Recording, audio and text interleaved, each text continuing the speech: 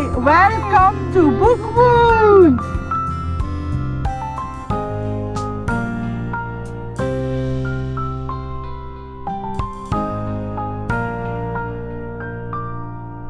I'm glad you chose to spend some time with me.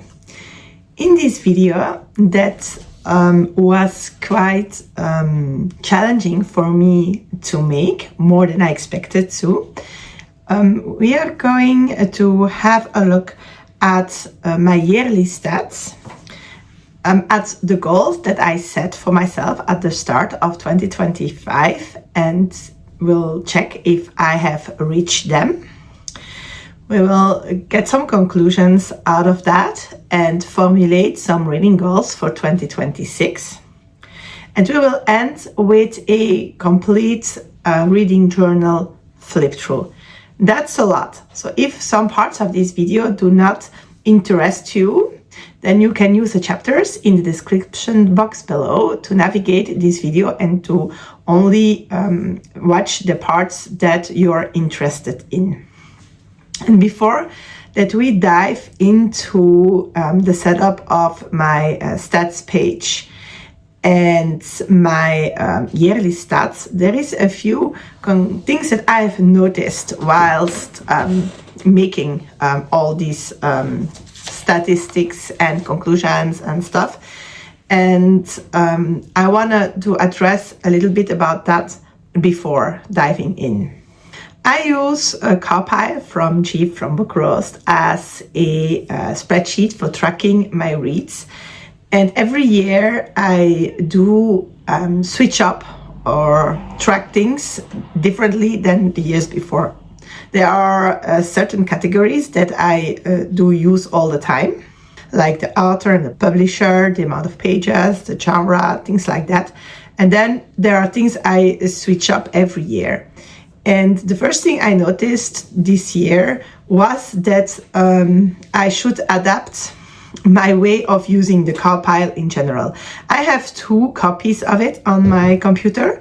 One copy that I keep monthly track of, because some of the stats, like the genre you read or the type of book that you read, do not come out as monthly stats, and thus if I want this information on a monthly basis, I need to have a monthly list. And when I'm done with making my stats, I copy everything in that and I paste it in the second copy of Cawpile that I have, and that holds like the whole year long things. And whilst doing so, I have noticed a few things. One, I am not good in making sure that when a book is read over 2 months, to make sure that I only have one line representing that book. And that is something I should keep in mind every month, because I noticed that it's not only a big job of going through the whole list and rectifying that, but also whilst doing that, I have sometimes deleted the row in which I did the Cawpile rating system in. And so I ended up with no memory of the scores I gave for that book, which is not dramatic, but I can avoid this. So I'm going to try to do that. I also noticed that I am not always consistent in the genre that I pick for a book. I refer myself to Goodreads, and for example noticed that the series La Sorcière Noël by Ines Heck that I have listened to in the last 3 months has been placed under different genres, under paranormal, since it is with witches and werewolves and vampires, but also under fantasy with a subgenre of urban, because it is also that. So one thing I want to work on this year is to create for myself maybe a limited list of main genres and look into what is really official in that, and then maybe create a list of subgenres and more use this aspect of the tracking, which is something that I do not do systematically, so that I can avoid putting books under different genre from one series under different genres. define to me what is what, basically. Another conclusion that I got from this second year of using this system is that I am not going to use the rating system anymore. And it has several reasons. One is that I found it difficult to rate every aspect for every book. Sometimes it just isn't really the point, for example, and sometimes I just have difficulty reading the stuff. So when I'm like, it's okay, it's fine, it does not or really affect me in either way, then I gave it like a 7, and otherwise I go down or I go up. And I had a system for that figured out that I used the whole year long, and that does work. And I find it difficult sometimes to put myself to go through the whole rating thing. But also I now know the star rating that will come out. When I read a book and I know I'm gonna run it through it, it will come out as amount of stars, because I have found that the way I feel about a book does systematically reflect the same amount of stars in this spreadsheet. I propose that after these things set, I will switch down to the desktop view, and that we will watch me set up my spreads for the stats.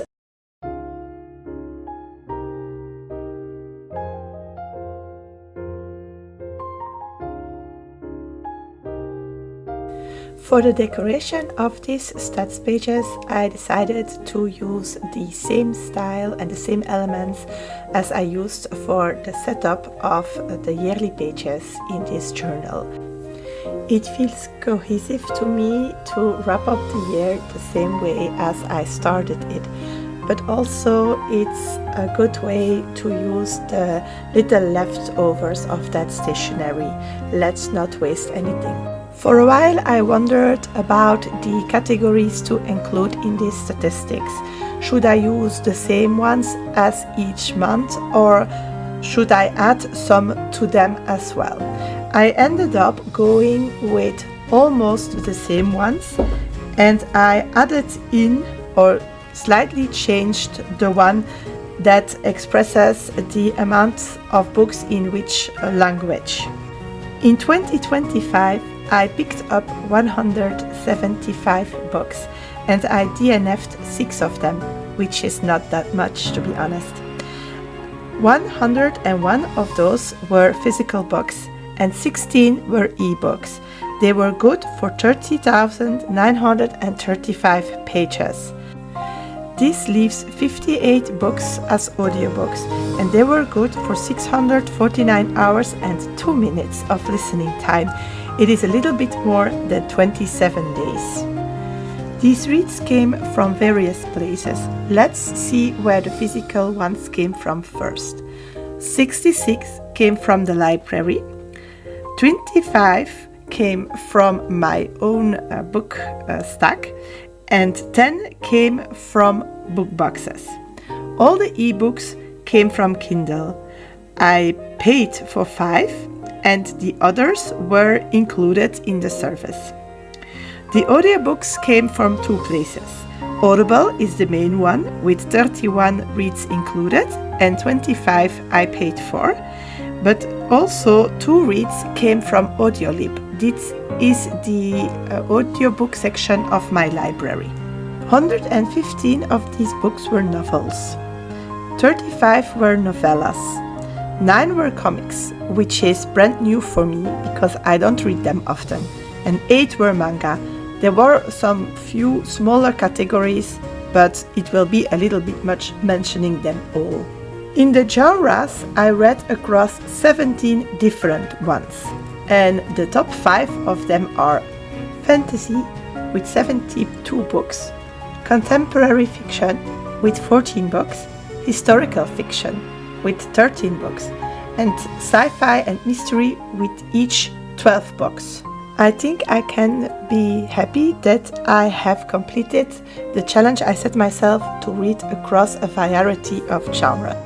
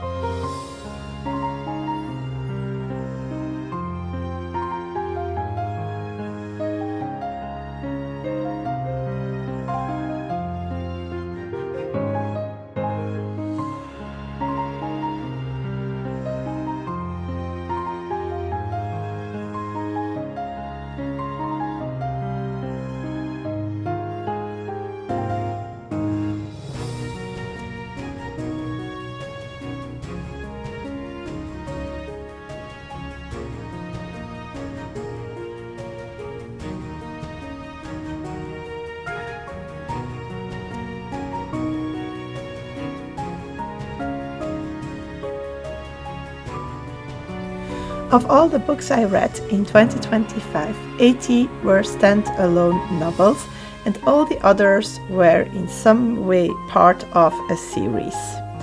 I started 29 series this year, including the ones that are not on my tracker, like the Fitsalongs and the Reread Project.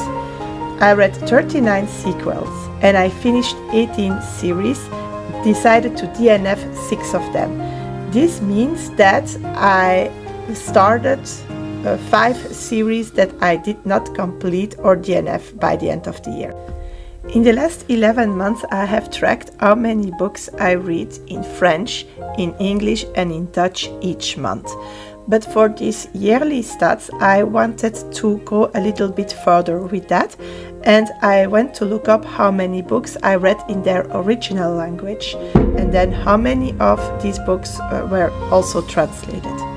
So I read 58 books that were originally written in French, and I read 73 books in French that were originally written in another language, mostly English. I read 36 books in English that were originally written in English, and 3 books in English that were translated from another language. I read 5 books in Dutch, but only 1 was originally written in that language. The 4 others were translated from mostly English again. I read from 124 different authors, and 87 of them were completely new to me.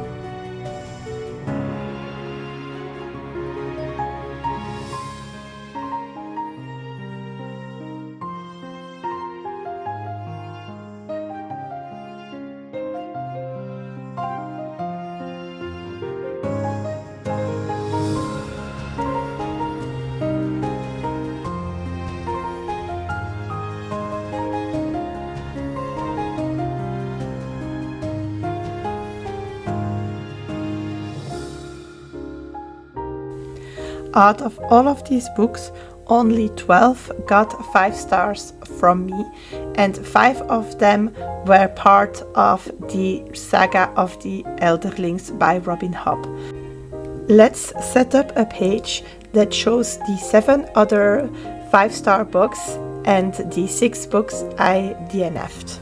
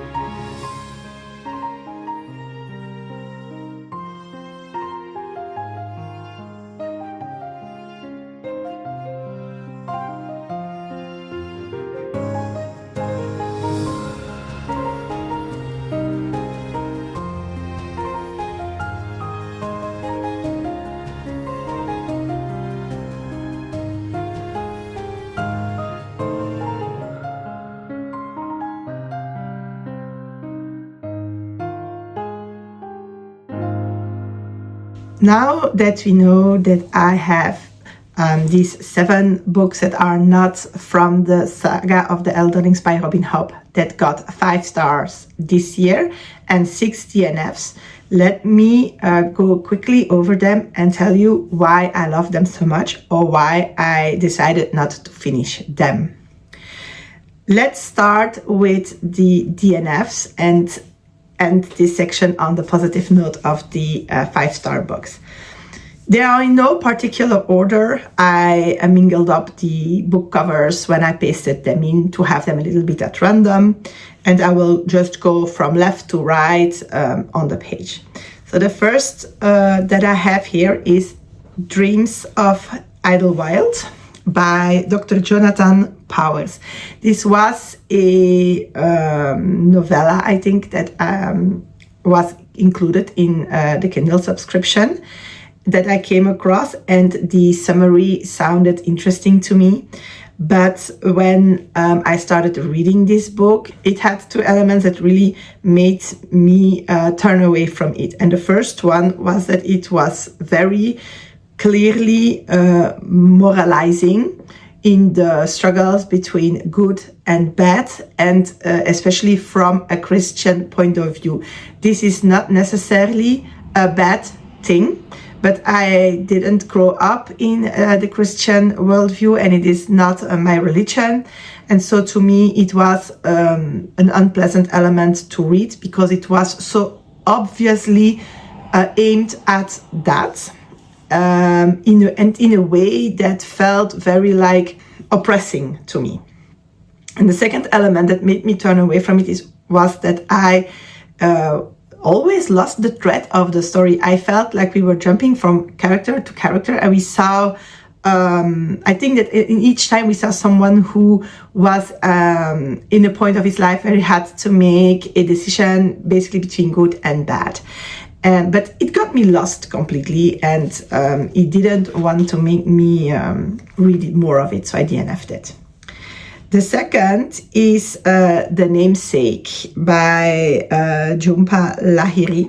This was on my list for Les Étapes Indiennes, and it is a well-known book by an Indian author.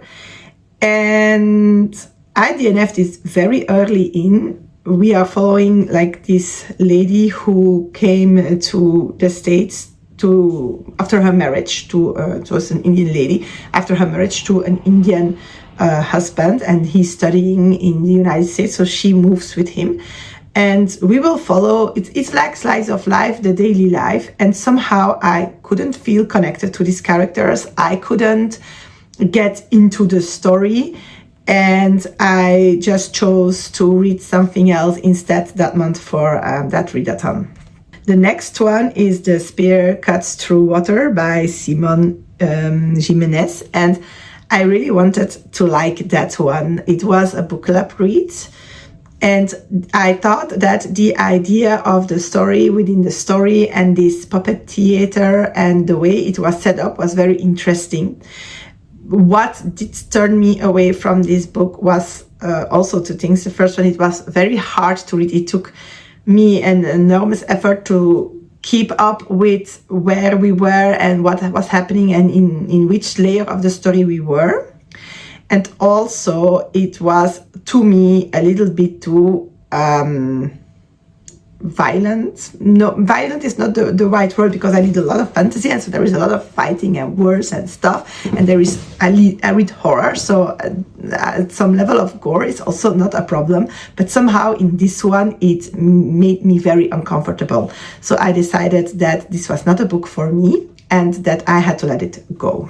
The next one is This Is How You Lose a Time War, and this is also one I heard so much about it, and I was really interested in the concept, but it got me completely confused. I had trouble figuring out what was happening, and so I decided to DNF it. I do not exclude coming back to it at some point.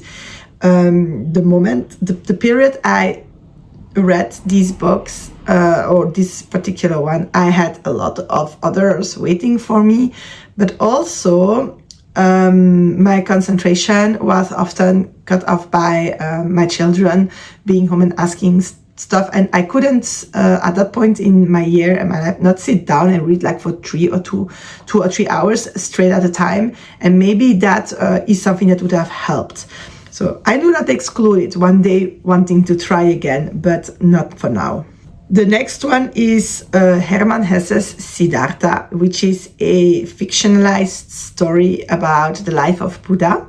And it was also a book that I picked out for Les Étapes Indiennes. It was Audible included, and it was short, and I needed a novella, so I thought that would be perfect. But I couldn't concentrate on the story. I kept zoning out.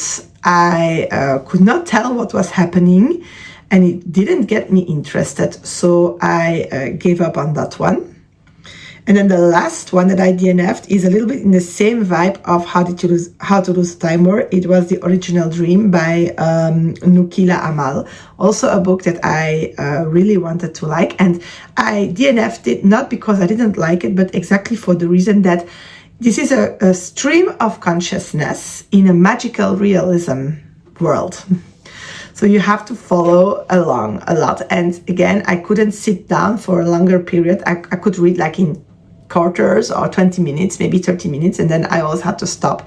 And I always had to go back like a page or to the previous start of a chapter to be able to get back into the story. So this book is set apart, and I will one day come to it, but a day that I know that I can sit and read for a longer period of time. Only 6 DNFs is not that bad. And then I have these 7 books that got 5 stars. And again, they are in a completely random order. And the first one is Life of Mine by Daniela Vasconcelos from the YouTube channel Through the Looking Glass. And this is a channel on chronic illness and on creating resilience and finding how to live with it. And this is a book that she wrote with poems and texts and thoughts all put together that reflect on what it is to live with chronic illness. And I really felt understood reading that, and it really moved me a lot. If you are concerned by this topic, then this is a book that I recommend. Even if you are not the one with the chronic illness, it can help to have an insight in how your loved one living with an illness can feel. If you are completely not interested in this topic or not concerned, then probably it will not be for you. The next one is The Stationery Shop, written by Marianne Kamali. This is also a very popular book. It is set in Tehran in the revolution. And I read this because I'm interested in Iran and how life is over there. I have a friend living there. It already is quite an accurate representation of the country. What I found really great about this one is that I was immediately involved with each one of the characters. I wanted to know, I was feeling with them, I was sad for them, I was happy for them. It made me cry at the end. And the fact that the story feels very fluently story, but then that the information and the way the characters live through this period is so realistic that the whole thing together made it a fantastic read, learning whilst not having the feeling that you're learning. The next one is Thistlefoot by Jenna Rose Nethercott. This is a retelling of Baba Yaga in a slightly horrific and magical realism way. This is a book that got me curious about what is going to happen from the beginning to the reveals at the end. I couldn't put it down. It was one of the first reads of the year, and I made my children try it because I loved it so much. Looking for Group by Alexis Hall is the next one. I think I have never read a romance that I was so invested in and so interested in. At the start, I picked this book up after seeing it on the channel of Louise's Foxes and Fairy Tales. What made me want to read this romance, because in case you don't know, I am not a romance reader, is that it is set in a MMO world and that it is talking about a player meeting another player. And it will be, it is a male romance. It's set up from the start, so you know that the characters that meet are two male players, but their characters are female characters. And what drew me to that book is that I met my husband on an MMO game, and so I thought, well, this would be very fun to read, and indeed it was. I can tell that the book has a fictional game. The game is loosely based on World of Warcraft. I play Final Fantasy XIV, and but I have played World of Warcraft, and so I did recognize a lot of the elements. This made me go back to a time that I was in a very good guild, and in which I have still contacts with. And but also brought me back to Final Fantasy, meeting my husband, and I thought this book represented very well the MMO world and community, but also the different types of relationship that people playing these games construct and create. It also represents very well the thought and the feelings you have whilst meeting them for a first time. And I didn't expect that to be so accurate, but also I really enjoyed the characters and the way that the romance itself was built. I enjoyed also the group of friends that they both have and the roles they play in the story.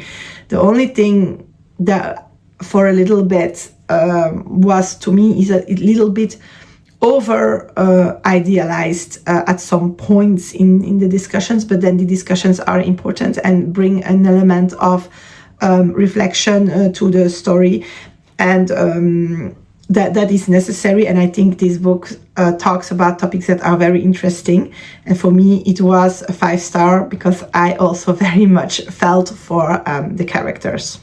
The next one is Sunlight by Moria Buffini. This is the first one in a trilogy. It's a Torch trilogy, and in this first book it's a dystopia. We will meet several persons, and in this world there are people who have a magical ability to connect a little bit like telepathic connection with people from even very far away. But these people in this particular country are being chased and or killed or retrained and re-educated to serve the country. And this book was very heartbreaking, but also it was full of plot twists. It was a book I could not say what is going to happen. Every time that I thought, well, we have this is going to end this way, and then you have like, whoops, nope, not at all. Something happens and all things change. The characters grow a whole lot. Information comes in so slowly, but then also exactly on the right time. It is not too fast. It is keeping attention from beginning to the start, and it is a book I read extremely quickly, and that immediately wanted me to read the second one, and hold the frustration when I discovered that it wasn't available to me yet. But it is an excellent dystopia, and I think if you like this type of stories, then this is one you should give a try. The one before last is a French author, and that is Camille Gallard and her book Communauté Évidence. I have read this book not that long ago. It is a book written from the perspective of the mother of an autistic child, and we will be following this lady Jeanne from the moment that she gives birth until I think even 15 or 16 years later. And from that start, she knows deep inside of her that her baby is not like other babies. And we will follow to see how it is very difficult to have an autistic baby that is always crying and that you don't know why for, that you have no manual for, and you have to figure out what a child cannot explain to you, but why it is so dysregulated, so difficult. And it is very hard as a mother to see this child somehow being in discomfort, but also when you cannot find out why. And this book depicts that very well, but it goes very much further than that, because as a mother on that point, or as a parent, and I speak as a mother because this story resonates so much with my personal experience of being mother of such a baby, and it was also my first. So I could really feel along with Jeanne, because this care is exhausting. You have always all your radars on, and without really realizing, you become a mother that is permanently scanning everything to make sure that nothing will set off the discomfort of your child. And you will be confronted with persons who will tell you that you are too much of a chicken mother, you are too much on your children, you don't leave them enough space, you are too worried, they are making fusses because you allow them to make fusses, because you change up the clothes that they don't want to wear. And you will get a lot of well-meant but very unhelping parental advice. You will get this from friends, from family. It will also influence your relationship with your partner. It will influence the relationship with other children, and all those things also come from doctors, schools, and institutions around you. And it is very hard to always swim against this stream of things, and to stay with your own gut feeling, and to stay by the side of your child. And I feel very strongly, and it is said at the end of the book, it is highly romanticized, but it is based on the story that she went through. And I think this book deserves 5 stars because it is a necessary book. I have read quite some books talking about autism in story forms, or in form of memoirs or biographies. And we will also always, or almost always, focus on the troubles, on the practical troubles, or on the child or the person themselves. But rarely is touched on the emotional side and the struggle of the persons around this autistic child. There is a little bit of that in My Friend Ben. If you are looking for a book around this theme that is available in English, it is called My Friend Ben, and it is about a mother that's alone, that has a son who has autism, and things get better when a cat comes in their lives. And it is also based on a true story, if I'm not mistaken. And we will see the struggles of the mother a little bit, but the story is told in a way that it's more focusing on the events and on the child. And this one is really focused on the mother. And the last one that made it on this list is Attentat by Amélie Nothomb. I am not sure Attentat is one of her books that is translated to English. This is a Belgian author. She writes novellas in literary fiction. And they are always very special, and she makes you slide into them. And then when you're reading them, they make a lot of sense, and they are very interesting. And when you come out of them, my first feeling is always, what the hell did I just read? Well, what was it about? And then when it sinks in a little bit, it all comes back. And this specific one talks about the ideas of society and people, conscious and unconscious, around beauty. We will be following someone who is extremely ugly, who will befriend a very beautiful actress, and we will follow them along in how they evolve in the professional world of being models and actresses and actors. And in this book there will be a lot of reflection on, okay, we say that beauty doesn't matter, that it is inside that count, but is that really true? And how far does this go? And how does this plays out in society and in all kinds of situations? And I thought this was very interesting as a piece of thinking on, because it made me realize that sometimes we have the best of intentions and we are really convinced of what we're saying, and then without really realizing we live in a way that contradicts that. And this book puts that on the table and makes you think about that, and it was very interesting. So these were my worst and my best books of 2025. I propose that we go back in a tabletop view so that we can have a look at the challenges that I set for myself to accomplish my reading goals. So here is my reading journal part 1 for 2025. If you're hanging around on this channel for a moment, then you know this one. If you're not, this is a notebook from a brand called Coconut. I use only that brand for my reading journal for the fact that the back expands. This one is broken, it's my fault, because it's the only one I got this with. And this comes in very handy when you paste in a lot of stuff, like I do with the printables of readathons.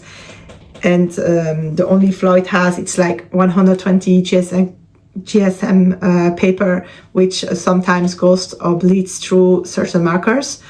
But I think it is fantastic to use for pasting in a lot. And this was my cover spread. And all my yearly setups were meant to help me keep my 2025 reading goals. The first one was to keep up with the magical readathon in all its aspects. So this is organized by G from Book Rose, and it holds, and it is like a D&D styled based readathon in which you create a character, and that character comes to this magical school to study for a calling that you have picked. And each calling you need classes, and then these classes gives you the prompts for the 2 main readathons that are held in April and September. But you also have a year-long adventure that takes your character on some kind of, this year it was a trip. And then there is also a smaller readathon of 7 days in December, which is called Lightfall. I also joined the book club from G's Patreon, and I also wanted to keep up with that, but their spread for that comes in later because the decision came later. So these first spreads hold all the information on my character. These are all Oleka's companions. And one of the goals was to recollect all this information over here so that I could continue writing the story for my character. It's something that I enjoy doing.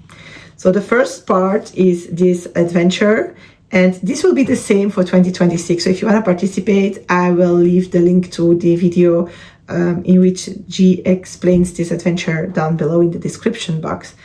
My character walked a path, and along this path she got prompts, and these are all the books I read for it. So I didn't finish this one, I didn't even start it in December, but I put it in so that I would have an overview of the books I picked for it.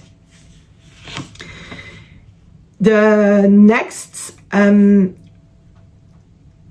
the next reading goal I had was to read more diversely. And with more diversely, I mean in genres, in themes, in tropes, in novellas, comics, formats. And I really wanted to read more than only fantasy. And I picked 3 reading challenges to do so, with prompts that I thought would make me tend to pick up the books that I would like to read, that are on my Goodreads shelves, but that I maybe would not have gravitated towards without these prompts. And I did not especially bad, but also not especially well. For the 52 Book Club's 2025 reading challenge, I made it through 51 prompts of the 52, so this is 98% approximately. The only one that I have not read is a book told in verse, and that ended up to be because the book that I ended up finding that on the internet that was said to be fitting, in the end, after reading, didn't fit. And I completely, there were parts in verse, but it was not the main character speaking, it was not the main direction of the book, so I didn't want to use it for this prompt. But I did attempt to read for it. But I think 98% is not that bad at all. The next challenge that I have set myself was an ABC challenge on authors' last names. And here the main way I approached this challenge was that I read books and then I see if they fit in. It is the same for the 3 of them, but this year I didn't go especially looking for the letters that I was missing. And I do miss a few, and let me grab my notes. I did complete 73% of this challenge without actively working on it, so that's not that bad as well. I also picked out the 20 in 25 bingo challenge by Brie from Paws and the book, because I really liked the prompts for that one, and I'm happy to say this one I completed for 100%, and I feel I have a lot of fun reading the books that are on here, and I also immensely like how this page looks. I also wanted to dive into more Indian literature by going along with a French Instagram host readathon called rejo Indian. And I stumbled upon this at some point whilst I was looking for some information. And I started reading Indian authors with Abir Mukherjee, who has a mystery series. And I really enjoyed that. And then I'm very interested in India. My best friend lives in that country, and I wanted to discover more of its literature. And I had several issues. I didn't complete this readathon. The first one, you can see that they went quite well. In June, I didn't got the time with the amazing readathon. If you want to know how badly that went for me, you can go back to the vlogs about that one. And then there were months without prompts, and I know that in August I read 1 book for it, but I counted it towards another challenge. And then there were months with more watching prompts or non-fiction prompts that I didn't really got interested in, and then there were other months with no prompts. And the first, when I saw it in the information of the year prior, said there were buddy reads, but those were less present this year. And I ended up letting go of it. One, because most of the reads that I came across were not 100% the ones that I like most, but I really did enjoy this one. This one was a good one, but too childish for me. And it felt that what I have access to through my library and stuff was more childish literature than adult one, and I didn't feel very attracted to it. So unfortunately, this didn't go very well. Another reading goal of mine was to continue the Fit Salon, and well, I just didn't read this one in December. I'm reading it right now. So we are pretty good in holding up with that. And we will continue and finish this challenge in 2026. I also wanted to reread more books, and this is also following a project I had in 2024. I reread the whole Devery saga by Catherine Kerr because I found out there was a 16 book that I never heard about, and I wanted to reread the 15 first before reading that one. And I enjoyed this reread so much, and I think it's one of the first times that I enjoyed rereading a book or a series. And so I decided that I wanted to continue enjoying that, and I picked myself 2 series that I wanted to reread. And the first one was His Dark Materials by Philippe Pullman, which I enjoyed a lot when I was in my late teens. What happened with that is that I didn't enjoy it as much as the first time. I did read the first one and I loved it. The second one took me a lot of time and a lot of struggle, but in the end it still was fine, and I never got the courage to finish the third one. And then I went to the second one I wanted to read, and this is the Aeldia Cycle by Marion Zimmer Bradley and finished by Diana L. Paxson. This instead of reading them in the order of publishing, I read them in the chronological order in time, which meant that I started with the latest books and the books by Diana L. Paxson, and that I end up with the first published ones. And I enjoyed really much all this reading, and I did a lot of them. And then came the later months in which I ended up reading other things and not prioritizing these books anymore, because I started to feel that each month I had 5 books almost taken up by all these challenges, and it didn't leave me enough room for other reads. And I felt that I was reading like always in the same spheres, and I wanted to change. So I did not finish it, but I still do intend to read them and finish up the reread of this series. Then we have Read Me Bingo, an idea that I saw on a video of Manda made. And I took this and I agreed with myself that on this bingo I would put the books that are laying around in my house and that I didn't read, but not books that are laying around because they are for a project. Most of these books are books I get from book boxes because I like to visit book boxes and pick out things we don't know but that attract me. And then many of them are also books that are from a collection that I'm reading from a lot. And I will make a little video about this collection. I feel I need to do that. But I never expected to fill this up at the start of the year. But I did. And I'm very proud of myself. And I included this, if you have watched my setup for 2026, I re-included this one because of the simple reason that I still have books laying around, and it really helped me to think about them and to pick them up. The last goal I had was to prioritize series and to not fall into the trap of reading books one and then putting these books on the list of series I want to read and then never getting to it. So I started by making a reading tracker, and we came up to 21 books, but I skipped this one. So I had 20 series on there that somehow I was reading for. And I wanted to end up with around 20 ongoing series by December.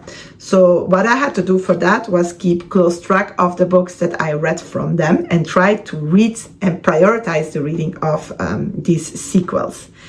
And I had to make an extra page. And so we can see that now on this page there are 43 series.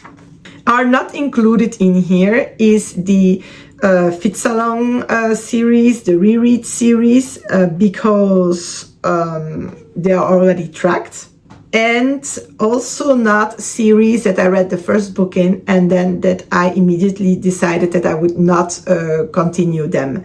So this makes that there is a difference between what we are going to see here and the statistics that we had on the statistic page, but that's perfectly fine.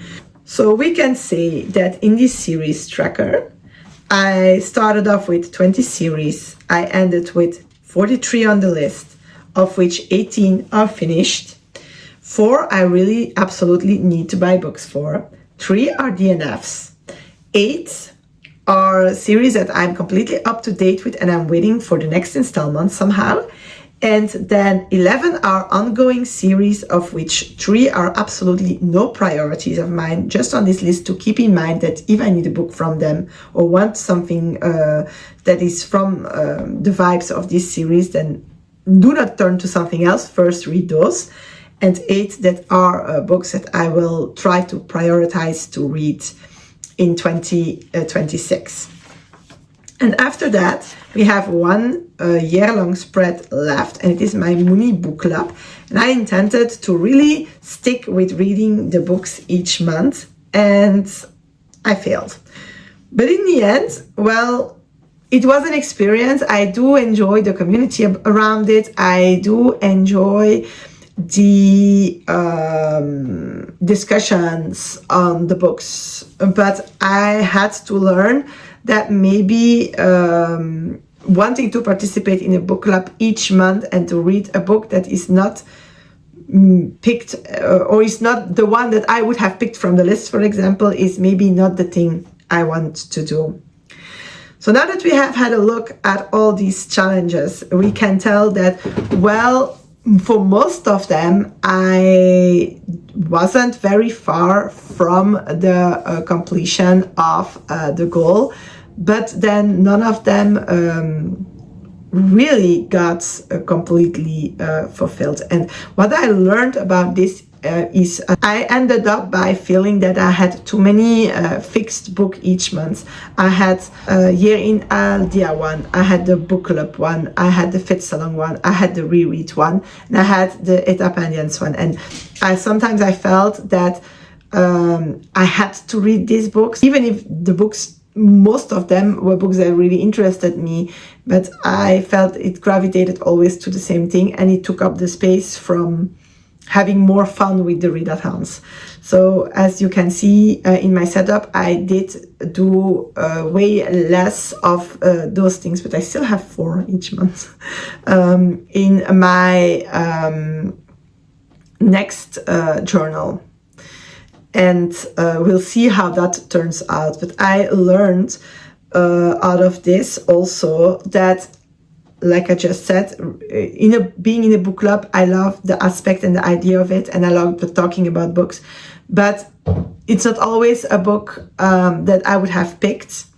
And I must say it took me a while to get over the fact that I did not participate every month. And what I thought was said was that books once in series, because maybe it's a series that I didn't intend to start, that I wasn't completely attracted to, but then by trying the first one, I still wanted to know what's coming. And it's the choice I made for myself not to do. I think that when we take in account the stats that I have, that I did manage to read for all the things that I set out to, that I did manage to read quite diversely. I cannot complain about my reading year, and I go into 2026 with the reading goal of continue reading the books that are around, continue focusing on finishing the series that I start, and continuing to try to read from different genres and to find ways also to read more comics, mangas, and short stories. And that is something that I have included in my TBR game, which there's also a video about that you can go watch if you'd like, which offers me extra reads, squirrel reads that are little ones, and I think that will help me to go and read more of these quicker or smaller reads. This is where I'm going to end the talking. I hope that you enjoyed discovering how I feel about my reading in 2025 and seeing if I met the goals that I set out for myself for that year. I would like to know if you do set such different goals for yourself, which ones, and if you met the goals that you set for yourself for 2025, let me know in the comments. Maybe I will get some ideas of things that I could do or learn some new points of views. And before saying goodbye, we will switch to a complete flip through of my 2 journals for that year.